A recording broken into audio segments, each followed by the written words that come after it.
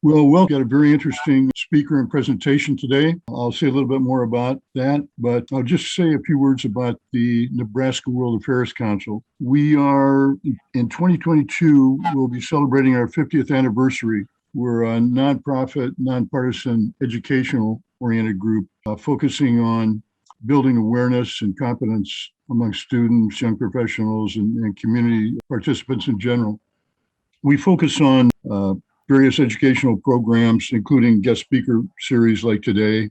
And we cover a wide range of topics, things like food security, conflict resolution, climate change, U.S. foreign policy, human rights. We had a recent interesting talk on human trafficking. So that's who we are. And I'll say a few words about the topic today and introduce our guest speaker, Davis Florick from the Department of Defense. Davis has put together a presentation on the role in the Middle East, especially the changes in leadership in Afghanistan present potential opportunities and also threats. And he'll talk about partnership opportunities in that area. So Davis is in the Office of the Secretary of Defense for Policy. He's working on issues of Afghanistan and also counterterrorism. Previously, he served as the Chief of Staff for the Assistant Secretary of Defense for Homeland Defense and Global Security, and a Special Assistant for Undersecretary of Defense for Policy. He has a degree from Creighton in East-West Studies and also a MBA from University of Virginia. And he's now working on a PhD at Missouri State. So he's written a number of reports and research studies on areas related to nuclear nonproliferation and a number of other topics. He's very, very familiar with the current activities in the Middle East. So without further ado, I'm going to turn it over to Davis Florick. So Davis, take it away. Thank you very much. So first of all, I have to say just that my comments today are my own, and I haven't they're not reflective of the Department of Defense of the U.S. government. With that being said, let's get to it. What it comes right down to is that, you look at the last 2 decades of U.S. involvement in the Middle East, and they've really been defined by our roles in Afghanistan and Iraq. Everybody knows that. That's no surprise. I think what is important to realize here, though, is August 2021 was really a watershed moment. Okay, when you look back over the last 2 decades, our roles are how we responded to Pakistan, how we handled Pakistan was judged in large part by how it would impact Afghanistan. That was sometimes to the detriment of our relationship with India and other countries. How we interacted with Iran in a lot of ways was impacted by our concerns over the threats they could pose to Afghanistan and Iraq. And then also I would just say that you look at how we handled China and Russia, our focus on the Middle East and on our counterterrorism mission did a lot to shape how we would or would not deal with those other countries with great power conflict, those kinds of things. But today you look out, and after the NEO was done, after the evacuation was done, there's a lot of opportunities here, a lot of things that you might say, over the last 20 years, we would have said, no, we can't do that. But now it's like, well, without those same hooks, maybe we can reconsider some things. So really quick, what I would first think about is, what are the challenges that we need to address? What are the biggest big rock things, particularly in the Middle East, not necessarily focused on Central or South Asia or North Africa, but particularly in the Middle East? What are the biggest things we need to address? Obviously, first and foremost, today, as the president has said, fundamentalism is still a major issue, right? And it drives terrorist activities. Obviously, then you also have to deal with Iranian aggression in the region. You have to deal with the Russian and Chinese influence. And I think in a lot of ways that's grown over the last 20 years. And then also we'd be remiss if we didn't say something about needing to change some of the domestic politics in these countries. Not necessarily getting too terribly involved, but how can we do things on the edges to influence things? So really, when you look at that first problem, the growth of fundamentalism, I think you look back at 1979, and in and around that year, it's really important when you start thinking about how we got to where we are today. right? The establishment of the PLO, establishment of Lebanese Hezbollah. And then in 79, the Shah being overthrown in Iran, the siege at Mecca with Jalaluddin and the Wahhabists, and then also Zia-ul-Haq basically initiating a coup in Pakistan. These are all really big ticket items, and those are things that fundamentally changed how the Muslim world moved forward. The second item, and I think is a unique thing, you start thinking about the emergence of Sunni fundamentalism and terrorism. And the one thing I would want to point out here, and I think probably the most important point for moving forward, is in the 1700s, when the Saudi family was looking to legitimize their leadership on the peninsula, they married into Muhammad ibn al-Wahhab's family. And this essentially was a partnership between a governing body and a religious leadership. And what's important there is that the Wahhabists are distinct even within the Sunni community. They don't support idolatry of any kind. They don't support, they basically oppose individual worship of individuals in a lot of respects. So what you see as the Saudis emerge, they actually gained ground in the 1800s and were pushed back by others on the Arabian Peninsula. And then it wasn't until the 1920s, after World War I, kind of the vacuum that was created when the Ottoman Empire fell apart, that the Saudis end up taking control of the Arabian Peninsula. And when they do that, they do a number of things, particularly in the Hijaz territory, so in Mecca. They're destroying different pilgrimage sites and those kinds of things. And since then, it has created tension within the Saudi community. And you also see Wahhabists in the 1980s, starting with the 1979 siege of Mecca, but moving forward, they start being exported to Afghanistan. They start going to Pakistan. They start going across the region and stirring up violence. That's how you end up with Al-Qaeda. That's how you then end up splintering Al-Qaeda and creating ISIS, those sorts of things. It's interesting, you look back, particularly around 2003, some of the different terrorist actions that were going on in Saudi Arabia. That's kind of when the Saudis tried to clamp it down, tried to rein in these individuals, but by then it was too late. I think you look back over the last 20 years, one of the things we could have done differently was how we handled Saudi Arabia. And the fact is that our interactions, our involvement in Iraq and Afghanistan, I think in a lot of ways kind of shaped what we could and could not do with the Saudis. The third thing I'd like to point out is Sunni-led sectarian violence against Shias. It's interesting, the first instances of this actually occurring in modern times were in Pakistan in the 1980s. Zia-ul-Haq encouraged this in a lot of ways.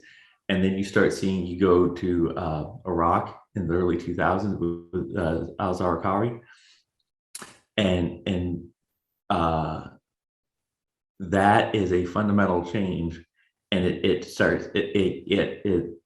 it creates tensions in the region, right? And so the Iranians, obviously, as the trying to position themselves as the defenders of the Shia sect, obviously had to respond. And that's kind of where we are today, with the Iranians supporting Lebanese Hezbollah, Kataib Hezbollah in Iraq, Asab al-Haq in Iraq, AAH, the Houthis in Yemen, all kinds of things. And so that fractured and changed a lot of the region. Okay, second item, Iranian aggression. First and foremost, it comes down to political resolve. The Iranian regime sees itself as being able to be postured first and foremost as a defender of the Shia minority, and we can get into the historical elements of this dating back to the 1980s. But I think that they would say that they see themselves as a defender of the Muslim world. And what that means is that they have, I think, and because they're also a dictatorship, they have ability to do things. They have political wherewithal to do things that maybe others cannot or are concerned with. Nuclear weapon and missile programs. Without getting too much into JPOA kind of stuff, the big thing I think here to think about is their missile systems, what they're exporting to their proxies in the region, are actually being used. They're being employed against the U.S. allies and partners. And what this does is it gives them a means to coerce us. At that level of conflict, potentially a conventional missile program level of conflict, they're more willing to do things than we are. I think that's a big deal. Then you look at the Iranian support to proxies in the region. The Iranian government empowers their proxies to do things. They're more willing to take risks than we are, and their willingness to support different entities across the region, even in places like Bahrain and Pakistan, that's potentially dangerous. Then you look at cultural and economic coercion. The prime examples of this are probably Iraq, Lebanon, and Yemen, where large Shia minorities or groups that are willing to, Syria, groups that are willing to cooperate with the Iranians, whether it's the Alawites in Syria and Houthis in Yemen. In those places, the Iranians can shape how those groups present themselves. I look back in Iraq in 2003, and the different conflicts you saw within the Shia majority there, where there was violence, just assassinations within the group. I think that's important to think about. Okay, Russian and Chinese influence. You start looking at Russia and their historical role. They have tried to do two things: one, gain access to warm water ports, and two, support countries that we weren't supporting, trying to position themselves as an adversary. Today they really are the partner of last resort in a lot of ways. The Iranians and Syrians need Russia. They need Russian defense technology, those kind of things. The economics for Russia are a lot different than they used to be. At one point in time, they were able to influence with that. I think that's a lot less now. I know, like Eurasian Economic Union, those kinds of things. But the simple fact is, they have to be able to coerce people to join those kinds of entities and to work with them economically. For China, obviously, it's a question of really three things. One, they need energy. They're getting that from Iran and from Central Asia. Two, they're able to do things that we can't. Okay, so the prime example of this is selling unmanned aerial surveillance systems, UAS aircraft, to different countries. There's things that we can't do because of the missile technology control regime that they can skirt around. And then the third item is the fact that just because of their developing economy and what they can offer, they can in some ways become kind of a partner of choice for some economic things. One belt, one road, that kind of stuff. Okay, the last item I think is important to think about is like the political challenges in the region. For quite a few years now, since 1979, really, Iranian involvement, Iranian meddling in different political affairs, I think, is an important thing. You look back at Ayatollah Khomeini and his thoughts on the Wafi-e-Faqih, right? Being able to being able to marry the politics and the religious elements together, that's a big deal. Their willingness to basically shift how people vote and threaten and coerce individuals and whatnot, particularly you look at Iraq, Lebanon, those kinds of places, that's a concern. Obviously, then you get into issues with fundamentalists. I think you look at like Egypt, Muslim Brotherhood, Pakistan, some of their issues, their right-wing kind of issues. That's something to think about. It's something that we need to continue to be worried about, and it's something that I think just as time goes on and without the problems that we've had in Iraq and Afghanistan, that maybe we can approach these things a little bit differently. And the last thing I mentioned, obviously, the loss of U.S. partners. Okay, I think the fact that President Ghani fell in Afghanistan, some of the things that have happened in the last decade or two. Look at Egypt with Hosni Mubarak being encouraged to depart, those kind of things. Some of them are better than others, obviously, but I think time will tell whether or not those were some of the right decisions. Okay, So what does this mean for the US? And this is kind of like the bread and butter of what I think is important to think about here and important to talk about today. First of all, for counterterrorism, collection is absolutely critical. I start thinking about the billions of dollars that have been spent on different defense programs over the last 20 years. And one of the things that is kind of missed is you have to be able to see your targets, to see who you're concerned with before you can take any kind of action. So aerial surveillance systems, the ability to do wiretaps and things, the ability to basically read electronic messaging, the ability to do overhead imagery, all those kinds of things are issues that require more investment. Because if you can't do that, all the action in the world won't amount to a hill of beans. Okay. Second, programs do exist, I think, for counterterrorism sorts of things, right? We have programs for cooperating with surrogate forces around the world, and that's a important element to think about, because it's not necessarily U.S. forces going out and doing nighttime raids, bashing doors down. It's locals doing things with us, being empowered, being supported by us with capabilities, but they're actually going out and doing things. And that's important because they can communicate, they can relate to people in ways that we simply can't. And then the last thing, obviously, placement and access. It's one thing to be able to fly over facilities, but if you can't even fly to them or get to them, that's a problem. Honestly, the perfect example right now is Afghanistan, right? If the Pakistanis wanted to, if they chose to, if they shut down the air bridge over Baluchistan, we couldn't get there. And so those are kind of some of the problems that you need to think about, and some of the things that I think are really most important when it deals with counterterrorism. All right, for countering Iran. Fundamentally, the issue is, and I think about this in terms of a waterfall, is Iran has demonstrated a willingness to escalate. They think that they can escalate faster and quicker than we can. Because of that, we're often challenged to develop response mechanisms, to develop options that will deliver the kind of response that we think is warranted, but also deliver a response that won't create escalation that we're not prepared to meet. That deals a lot with our resolve and our willingness to do things.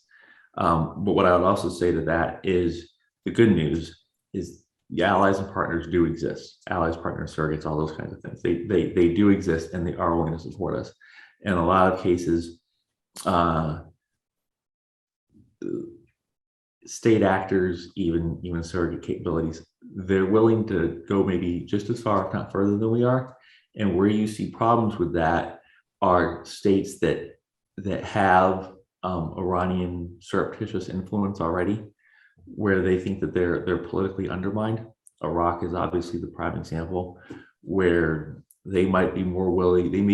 They would probably be more willing to do things if they weren't concerned about Iranian malign influence. And so then the question becomes, what do you do with that? And I think the very simple answer is, it needs to be, the U.S. ought to be thinking about like a comprehensive response that involves not only actions, but also information operations, things to improve the stability and the good governance of the states that we're involved with, those kinds of things.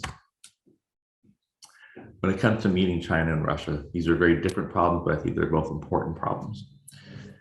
For Russia, we think about why they're in Syria, why they're there, how they got there, how we got to where we are.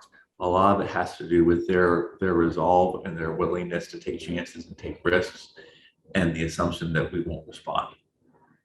And to a large extent, I think that's worked for them. One of the things that different folks in the current administration have talked about is potentially a need to reconsider how we support the SDF, how we support Assad's opponents. And I think that's something that we need to consider, basically forcing Russia, raising the costs for Russia to stay there. I think that's a big deal. For China, the most important thing I would say is you need to think about our relationships with the Gulf with the GCCs, right? GCC countries, how we work with, say, the UAE, okay, needing to make sure that we remain the partner of choice, needing to find alternatives and creative ways to give them the capabilities that they're looking for. In a lot of cases, what they ask of us, if we can't provide them, they'll turn to the Chinese and they'll get what they need or what they want. And so trying to work with them a little bit more to figure out how we can meet the requests that they have, I think that's a big deal. And the same things, these problems could be said of Central Asia, South Asia, and a lot of places in different contexts, but similar issues. All right, last but not least, political reform. It's how do you challenge adversaries? How do you challenge Iran? How do you do information operations within Iran to shed light on some of the things that they're doing? How do you do info operations in Iraq to kind of out and to isolate Iranian proxies in Iraq, those kinds of things? And then you start looking at how do we do support for partners, right? The state that most concerns me today is probably Saudi Arabia with MBS and just it's nice that they're trying to do some things to modernize, but it's also potentially problematic because how they're modernizing may not always be the right things to do. It might end up isolating more people or alienating more people than it positively affects. And then that gets to what kinds of things could we do, whether it's working to improve transparency mechanisms, those kinds of things. Basically reducing corruption issues in countries. What are the things that we could do, particularly lessons learned from Afghanistan and Iraq, more so Afghanistan? What things can we do on the margins to positively influence countries? And so I know I spent most of my time today on Middle East issues. I would only address two other items just because I think they're going to naturally come up in conversation in a minute. The first one on Pakistan. It's interesting. You think about it today, obviously the US needs to have a counterterrorism level of cooperation with Pakistan, some sort of level of cooperation on CT with Pakistan. The question becomes, at what cost to India? And I think we need to think about how we deal with those two and what ways we might be able to support Pakistan with minimal capabilities, with capabilities that are specifically designed to do CT sorts of things, CT and soft sorts of things that maybe don't fit quite right in a India conflict. And the second item for Central Asia, you think about it, over the last 20 years, we've had a lot of stunted growth in those partnerships. I think both sides probably have some blame for that, but the question becomes, what can we do today to influence those countries to help them, basically empower them against Russia, to not be controlled by Russia or China, and to also protect their borders against potential CT concerns with respect to Afghanistan and those sorts of things. So I greatly appreciate the time, and I think at this point it'd be best just to turn it over because the dialogue I think would probably be most useful for the rest of the day.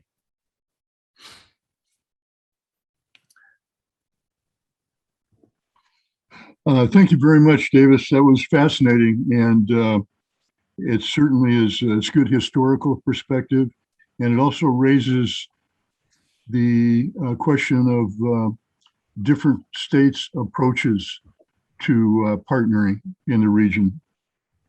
So if you have questions or comments, please post them in the chat room. And from Sam already. So let me just mention a couple of things here. And it seems to me that there is sort of a grand plan for Islamic fundamentalists to try to take over the African continent as a whole. Do you feel there's any veracity to that? And how can the US take Africa more seriously in this regard?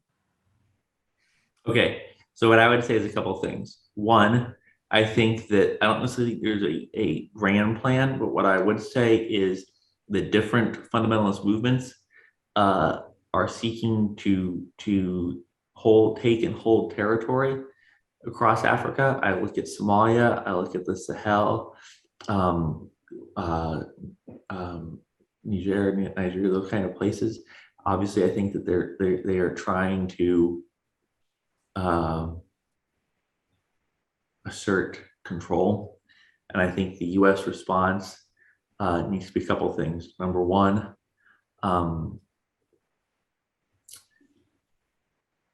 supporting allies and partners in the region to actually take action against these forces, and that is happening, and I think it's happening in a positive way.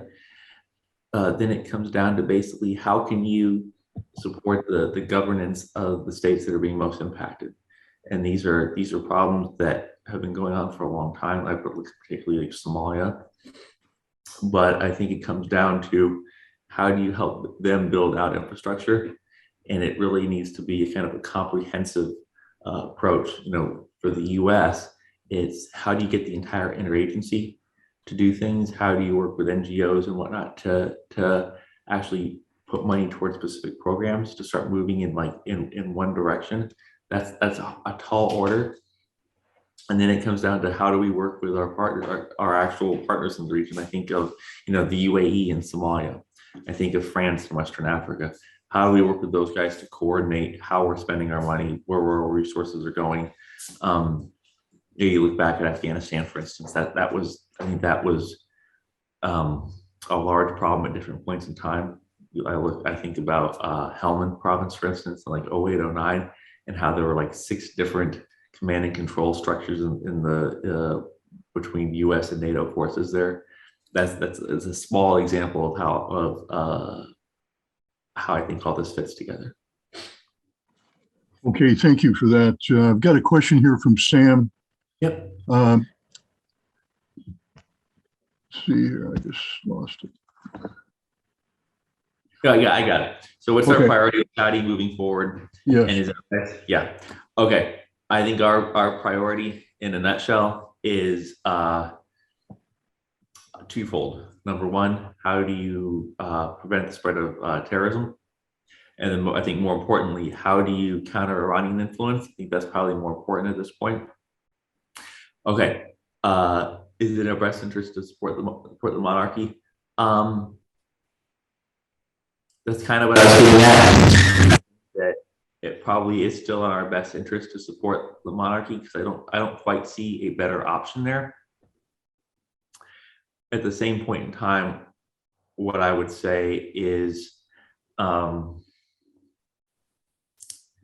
we need to be careful with how far we go.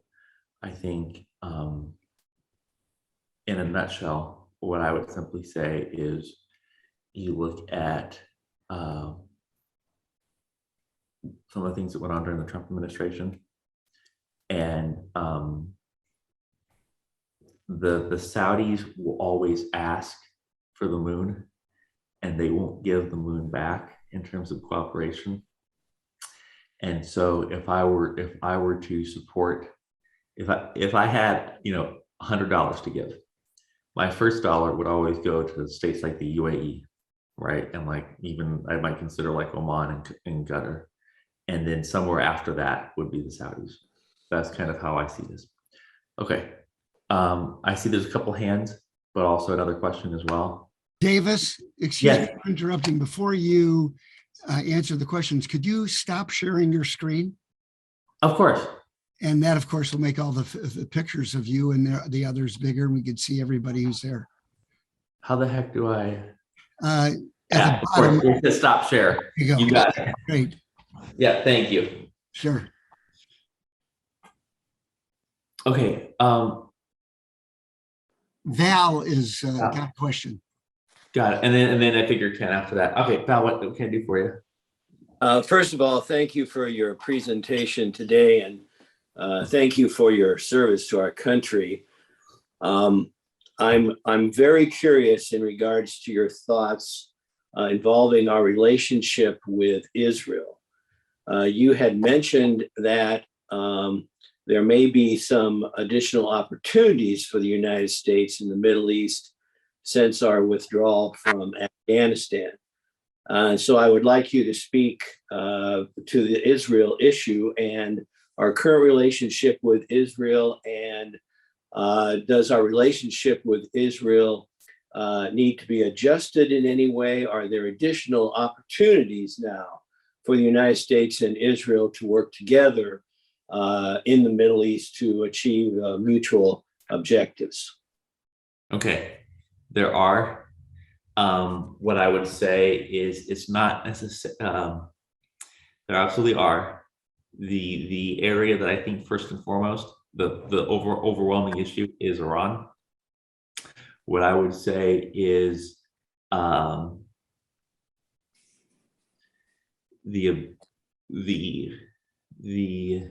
ability to share information is probably the most important thing to think about, because when you start thinking about how the US prioritizes collection, you've got these other major issues like China and Russia, and Taiwan potential conflicts brewing in Taiwan and Ukraine and the like. And so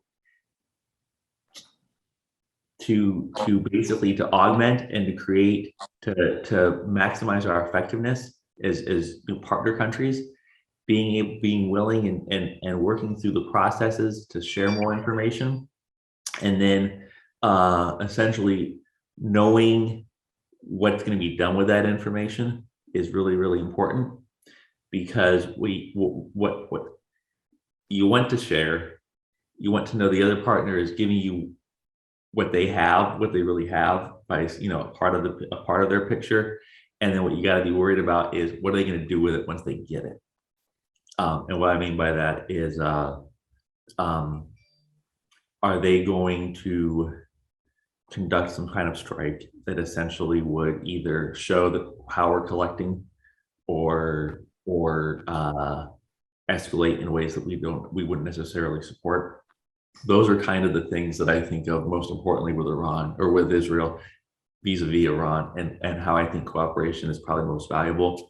Obviously, the secondary, I think, thing, you look at Israeli cooperation with some of the Arab partners. I think the UAE, first and foremost, that's good stuff. It needs to continue. And that, I think, creates additional problems for Iran to think about, right? It's not simply if the US and Israel go into conflict with them. It's broader than that. And that creates more problems. And it forces them to think about how they would defend themselves in different ways. So hopefully that answers your question to some degree. Thank you. All right, and then Ken. Ken, you had your hand up? Yes. Yes. What group or who is making decisions in the U.S. Defense Department on the Middle East? I want to know how involved President Biden is on this. I just don't understand some of the decisions that have been made there historically and now recently, like Afghanistan. So who's making these decisions? Well, okay, couple different things to think about there, right? On something like Afghanistan, the SecDef, the chairman, the entire interagency, all the senior leadership get briefed on what was going on before Kabul fell. What I would say to that is, and just as an observer, there was a lot of discussions about whether or not the Afghan government could hold up. And essentially what it comes down to is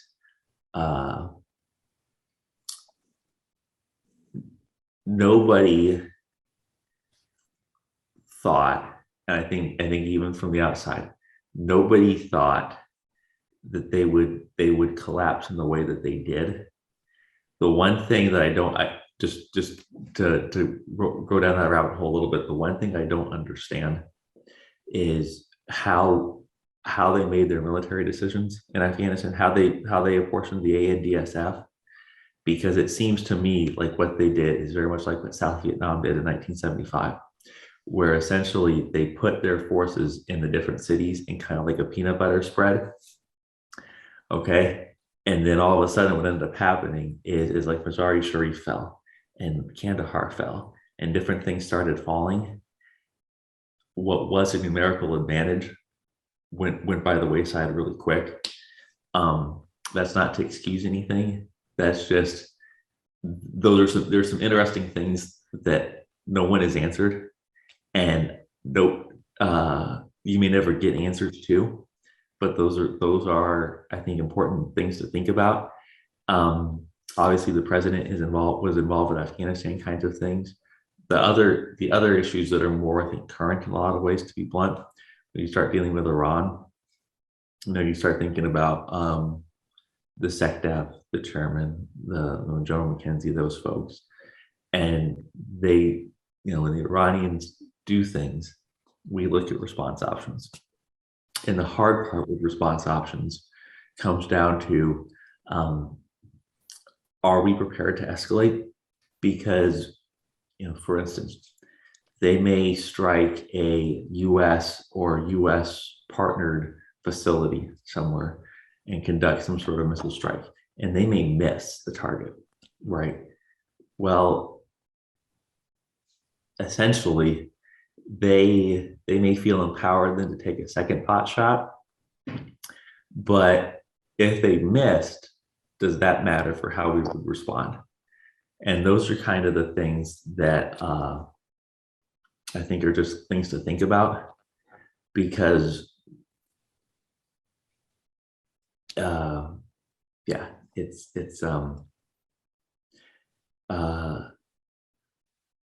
our willingness to respond is much more complicated than their ability to then respond to what we do. And I think you see that a lot with not just Middle East stuff, but around the world. Well, can I say something? I mean, the intelligence, the military intelligence about the Afghan government falling so quickly, I just am struck by how quickly it fell. And I can't believe that they didn't know, the US didn't know this, that they were going to quickly fall that quick, Yeah. And President Biden talks about, we need to get out of this forever war, blah, blah, blah. And, that's why you have to think about, that's why I said in terms of when you're doing the intelligence assessments, right? You assume that the partner, right, the Afghans, are going to do things intelligently and are going to, their strategies, their things are at least somewhat able to respond to Taliban aggression. We've heard for 20 years that the Afghans knew better how to respond to the Taliban than we did, right? That's a standard line for like insurgency kind of things, is that the locals know better than the Westerners do. But like I said, I don't understand. There's not really. I don't think anyone will ever understand what thinking was going on within the senior Afghan government channels with how they started defending them, how they started preparing for conflict. Because literally it's just a matter of they did what might have been predictable in terms of putting just peanut butter spreading everybody around. But I think that was fundamentally a flawed approach. Well, I agree. Thanks, Ken. Just as a note, to help Davis out a little bit. As a government official, he is a little bit constrained in the way he is able to answer some of the questions raised. So keep that in mind, and don't give him too hard a time. No, it's okay. These are, I appreciate it. And yeah, no, these are the same questions that the genesis for these questions are the same kind of things that people internally ask, just in terms of trying to figure out, for down the road, what lessons can you take away from it? Well, the comment I wanted to make, coincidentally, as I am a member of the American Israel Public Affairs Committee, and we are holding meetings this week in Washington, D.C. And as I mentioned, I'm going to be talking to Ben Sass, Deb Fisher, Adrian Smith, and I already talked to Don Bacon yesterday. And one of the items that we're pushing, which relates directly to your talk, is the Iranian aggression as a major factor in limiting the number of opportunities that can be explored in the entire Middle East. With the passage of the Moroccan Accords, or not passage, but with the development of the Moroccan Accords and more peace opportunities being extended, AIPAC is pushing the Arab Normalization Act to encourage and incentivize other countries in the Middle East to form partnerships with Israel. So, for example, in Dubai and UAE and the Morocco, Sudan, they have established flights. They've exchanged information regarding water, commercial flights. They've developed, product-to-product sales. So that is what at least AIPAC, and I agree with them, sees as going forward. Can you offer any additional insights into what this is probably more a State Department oriented question, but how the Defense Department can help protect what's going on in the Middle East? Yeah, I think it comes down to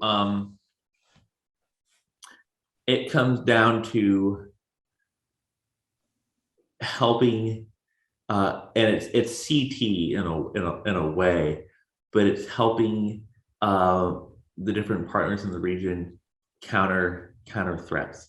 So it's how do you counter IRGC QF guys moving into different countries and trying to target Israeli cooperative efforts. It's how do you one of the things I get worried about is if the Iranians do a UAS act like they did at Aramco, right, in Saudi Arabia. How do you I'd be worried about whether the Iranians trying to do that to Israeli facilities in the UAE, in Oman, wherever, and that would be kind of some of the things that we would want to help these folks work on. And I think about BMD, right, ballistic missile defense, and our efforts to sell and then prioritize BMD assets to that region. And those are all kind of the things that you need. Because really the problem is what you can't have is the Iranians targeting like an Israeli entity of some sort in a host country, and then the Israelis may feel pressed to respond themselves, and all of a sudden it gets into a weird like escalation game, and you've got this third country who's basically been victimized and they're stuck in the middle. And what you don't want is a situation where they say, oh gosh, we can't do this anymore, we got to send the Israelis home. So those are kind of, yeah, and some of the complications are we're defending dictatorships. I think someone had brought up Saudi Arabia. They're improving a little bit with MBS, but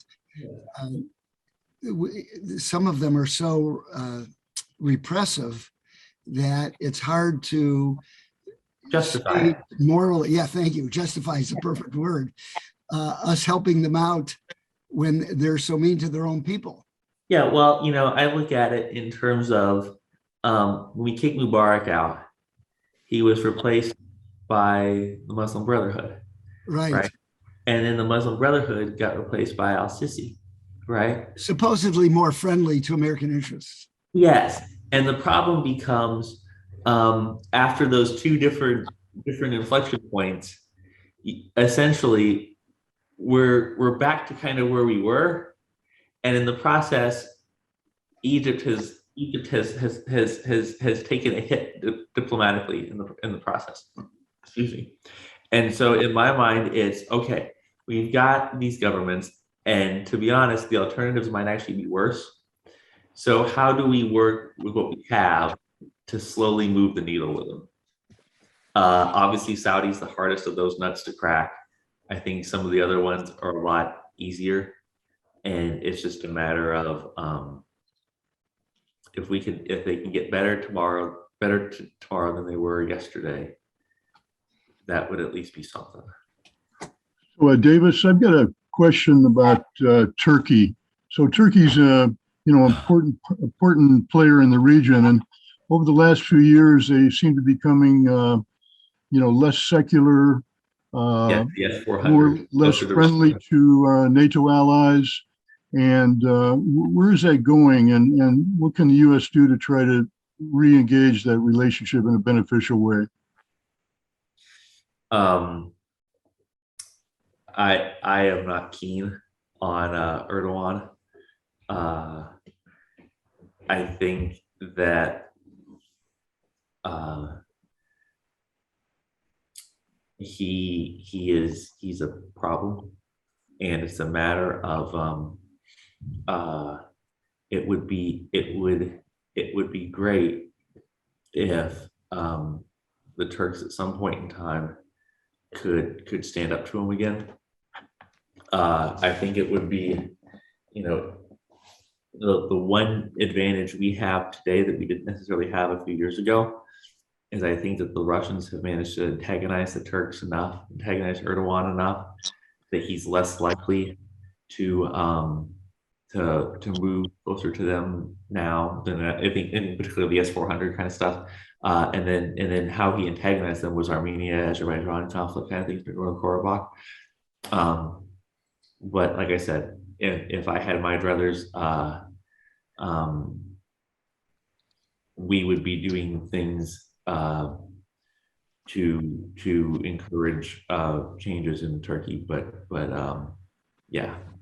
it's that's a tough nut to crack, and the only positive is that we can always count on the Russians to screw it up. Thank you. Yes, sir. Let's see here. I see that Ken has it. No, I've already asked my questions. I'm sorry. No worries. So one of the things that I've noticed by talking to a few Pakistanis is how successful China has been sort of taking a soft engagement approach.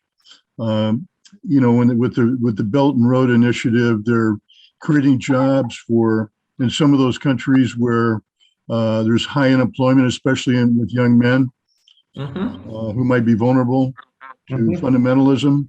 They're offering a ton of scholarships to Russian universities and Chinese language lessons. I was amazed to hear that one person, a professor from Pakistan, told me that learning Chinese now is much more popular in Pakistan than learning English.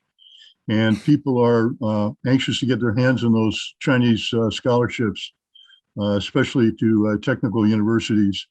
And they're creating jobs. So that seems to be quite a different approach than the U.S. often takes, trying to, build up the military and increase our, defense relationships and so on.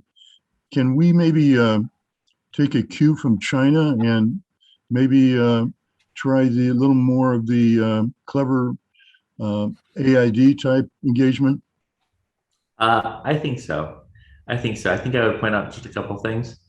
Number one is the Pakistanis themselves, like the Pakistani general officers and things. One of their favorite lines now is, their English is pretty good, and the only Chinese words they know are ni hao, right? And that's like one of their slogans is just in terms of we want to cooperate with the U.S., but you guys keep pushing us to China. Number two would be, for a lot of the last 20 years, the Pakistanis have asked us, I think, in a lot of ways, for a lot of military support. They engage at least with us in terms of what the CT kind of things and the like. But I would say absolutely working with them on more developmental kind of things is always a good thing. The hard part, and I think one of the things that may change now that Afghanistan is one of the few things that might change for the better in some ways, is it's easier for us to engage with them because we don't have the specter of Afghanistan looming over. So you look at some of the instances where we've cut funding. I think about President Trump cutting funding in 2017 for like security assistance and developmental programs. That may not be looming large in the future. Now they may get less money from us, but I think that's something to think about. And then for China, the other thing I'd point out is, for years they were criticized for not doing those kind of developmental programs. So I think it's interesting that they are changing how they approach these different countries. That's all. Thank you. So Yes, looks like Val has a question. Well, I've already had one. Is there anyone else that should get their first question before I get my second? You're looking good, Val. Okay. Really quick, Peter. I have recently been reading, especially since the Secretary of State met with Israel and UAE, that Biden would like to expand upon the Abraham Accords. And I would really like to know, as specific as you might be able to get, in terms of how the United States, obviously in cooperation with Israel, could expand on the Abraham Accords.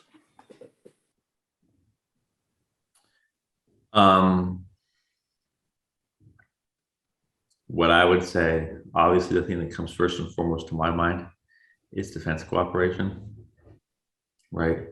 It would be great if the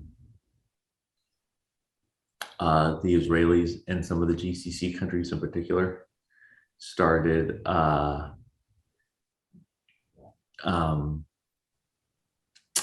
doing more kinds of, and the first thing that comes to mind is missile defense, but I also think about like border security kind of things. I think the Israelis have a wealth of knowledge in terms of how do you patrol your borders to make sure that you know who's coming in and out of your countries. I think that would be an area where you could do a lot of good. And then I would also get into for the U.S. Personally, I like the idea of more multilateral sharing of information and like exercises and all those kinds of things, and making sure in a lot of cases the equipment that we use is similar, so it can talk to one another. Our systems can talk to one another. So at some point in time, being able to cooperate in a multilateral way, we start talking about planning for aggression, planning for different things, being able to get more than just the U.S. in a conflict, I think could be really invaluable. And that's kind of just first and foremost how I would go about it. Thank you. Yes, sir. Any other questions? This is maybe a little bit slight diversion, but the issue of China versus Russia. Mongolia is sandwiched right between them, and they were basically run by Russia for 60 or 70 years until the Iron Curtain came down and the troops weren't getting paid anymore and they went home. And Mongolia has, they have what they call a third country strategy, where they try to partner, at least on the defense side, with countries beyond Russia and China, like Turkey, for example, or the UK, Germany, and so on. Do we have our eyes on Mongolia? Yes. They seem to be in a very strategic spot and a Yes. challenging one. Yes. Yes, we do. Yes. The hard part is making sure that cooperation is low visibility, and making sure that cooperation is done in such a way that it is hard for the Chinese and Russians to punish Mongolia, to try to push back on them. So yes, we do, or yes, we are looking at them. Some of the areas I think about where cooperation is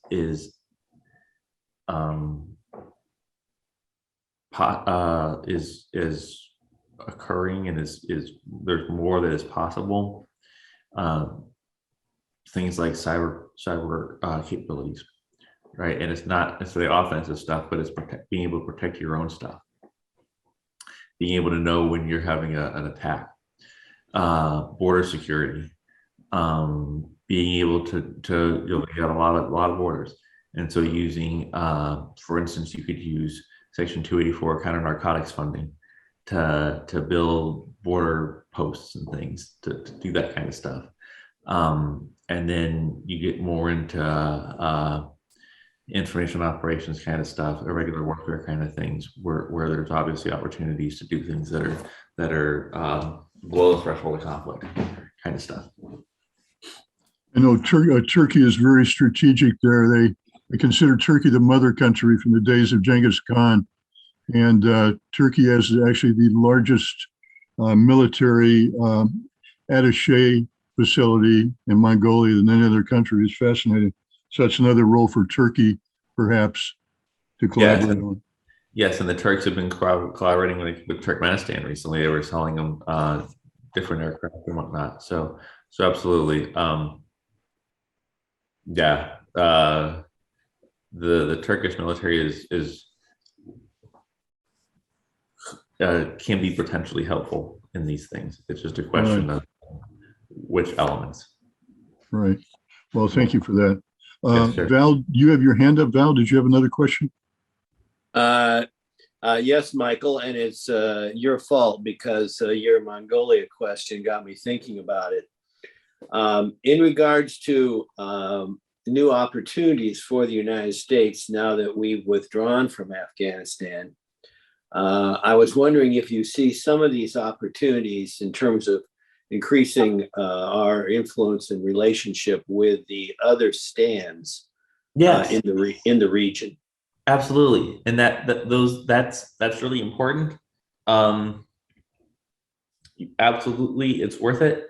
The hard part is trying to figure out what kinds of capabilities we can provide them, what kind of defense kind of capabilities we can provide them that Russia and China cannot.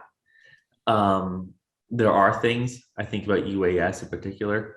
I think about our soft capabilities and how we can train some of their guys to do counterterrorism and to do different border security, counter-narcotics kinds of things.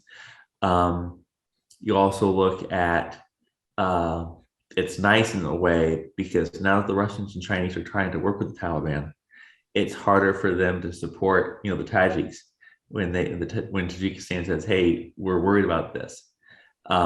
So in a way, the worse the Taliban gets in some ways, it pushes the Central Asians closer to us in some ways. Economics is a lot harder for us, just in terms of You think about Kyrgyzstan and Tajikistan and the remittances they get from Russia. You think about the energy resources that all of Central Asia is moving to China and whatnot. It's a lot less natural for us. I would like to do more. I think that State Department would like to do more, and they're trying to find ways to do so. But that is going to be a tougher nut to crack, and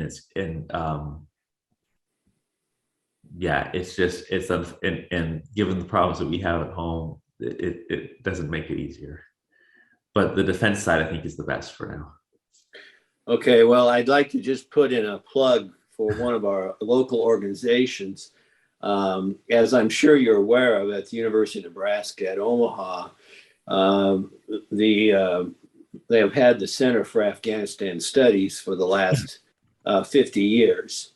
And recently, the Center for Afghanistan Studies was purposefully expanding their mission to be more regional and to be more involved with the other stands besides Afghanistan. And they were already involved in this prior to our withdrawal from Afghanistan. And so Sherjan and his team at the Center for Afghanistan Studies might be a helpful resource in regards to how we might increase our presence and influence in with the other stands, since they've been to some degree working on this issue for a while. Yes, no, I agree.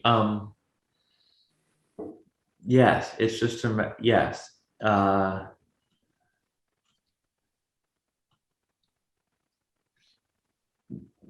Kind of hard to respond to that is. Well, no.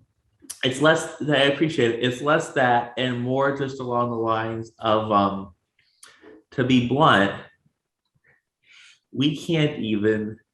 We are working to do just the basic CT kind of things for them right now, and I think that it would be nice to get that different perspective. I'm just trying to figure out how to get there from here, but I can definitely circle back on that with Betty and y'all. Please let us know if there's any way we can be of assistance. No, I appreciate it. Thank you, sir. We are 6 minutes over the end of the official hour. We can keep going if people want to, but I know some of you may have other commitments. So I'll just wrap it up here and say, Davis, thank you very much. That was very thought-provoking and illuminating.